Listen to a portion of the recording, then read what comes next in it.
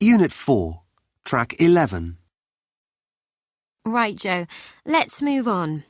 Now, we gave you 3 items to test for us. Let's start with the mobile phone. OK. Well, it has its good points and its bad points. The purple and silver make it quite eye-catching. You know, modern, exciting. Right. Anything else?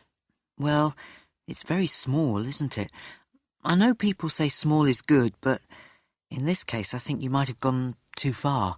In what way? It can be a bit difficult to use, especially if you've got big hands like mine. You press one key and you end up pressing another at the same time. On the other hand, thanks to the oval design, it does fit comfortably in your hand.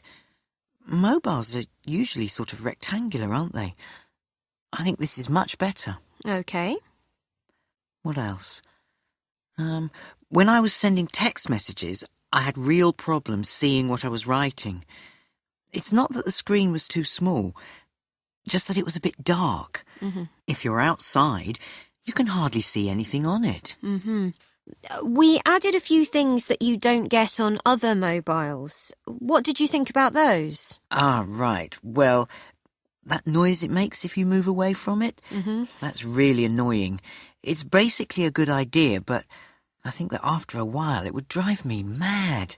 So you probably wouldn't buy it? Probably not. When I buy a mobile phone, I don't want one that's going to be difficult to operate. There's no point having a phone that looks good if you have to spend ages trying to make a call or send a text message. It's funny, but I find that more expensive mobile phones are more difficult to use than cheaper ones. It should be the other way round. So keep it simple, right? Right.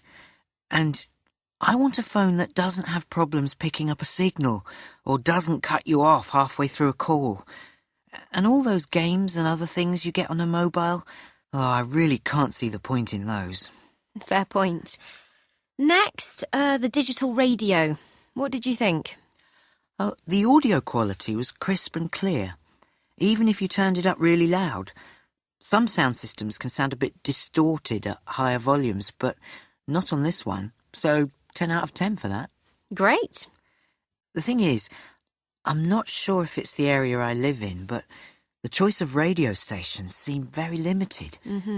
It didn't make any difference what I did with the aerial or where I put the radio, high up on a shelf, low down on the floor, and there seemed to be a delay when you turned up the volume. What do you mean? Well, when you press the volume control, for example, nothing seems to happen for a few seconds. And the same thing happens when you want to change radio stations. OK, the third item was the laptop computer. What's your opinion on that? Oh, I really liked it. It's so small, so compact, but easy to use at the same time. I don't think you could make it smaller if you tried. But at £900, I'm not sure you'd get many customers.